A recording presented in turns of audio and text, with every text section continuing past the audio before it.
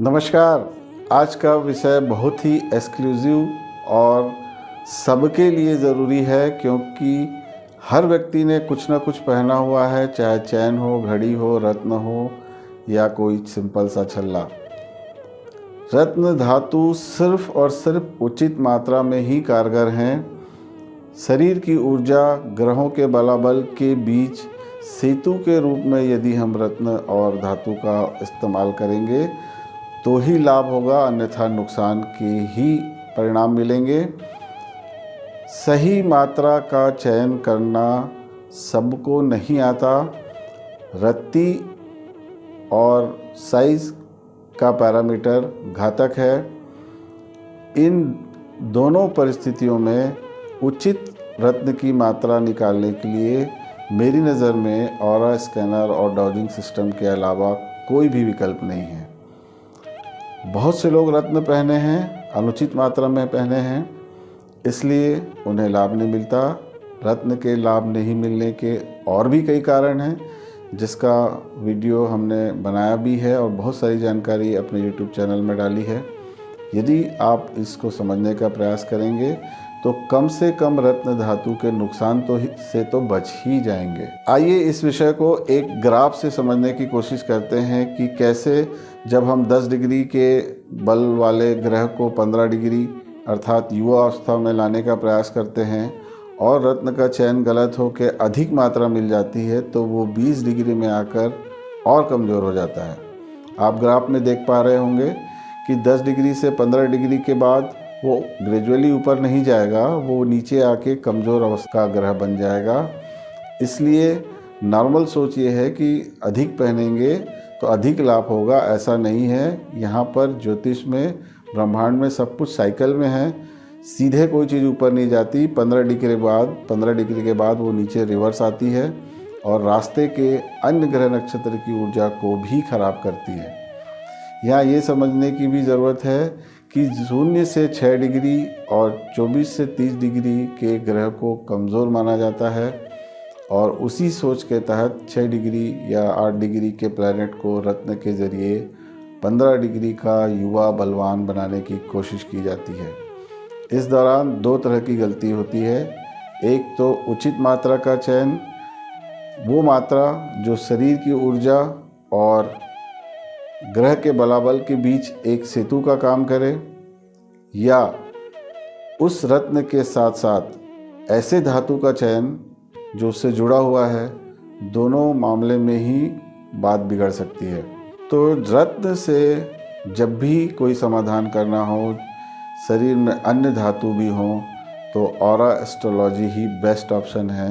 Scanner और dodging system के बिना उक्त किसी बातों का सही समाधान मेरी नज़र में मुमकिन नहीं है। एक और महत्वपूर्ण विषय है कि रत्न की ऊर्जा को लोग रत्ती से नापते हैं कि 5 रत्ती का पहन लोगे तो हो जाएगा, 10 रत्ती का पहन लोगे तो हो जाएगा। हम यहाँ पर आपको एक वीडियो के माध्यम से समझाने का प्रयास करते हैं कि एक ही साइज़, एक ही क्वालिटी के रत्न में भी अलग अलग ऊर्जा होती है। छोटी साइज़ का रत्न भी ज़्यादा पावरफुल हो सकता है और बड़ी साइज़ का रत्न भी कमज़ोर हो सकता है।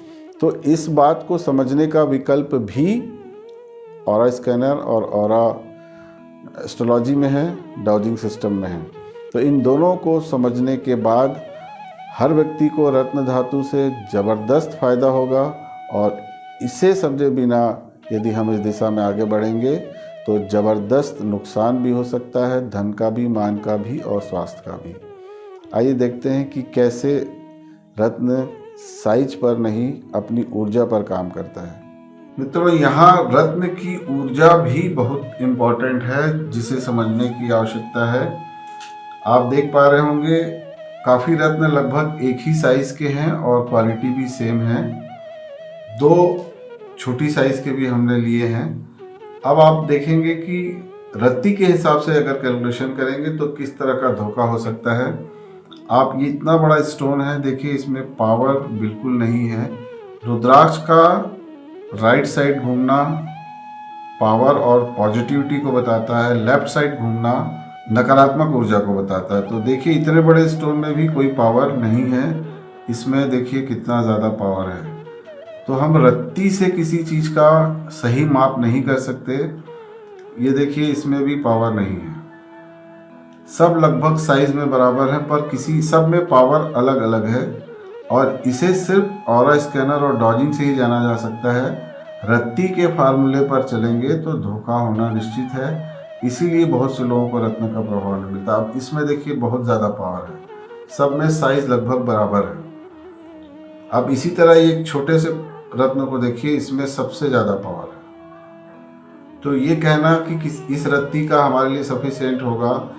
अब उसी साइज का दूसरा पीस है जिसमें बिल्कुल भी पावर नहीं है, दोनों की क्वालिटी सेम है, दोनों का कलर शेड सेम है, लेकिन एक में अधिक पावर है और एक में बिल्कुल पावर नहीं है। आम आदमी इसे रत्ती के हिसाब से खरीदेगा और अलग अलग फल मिलेगा उसको।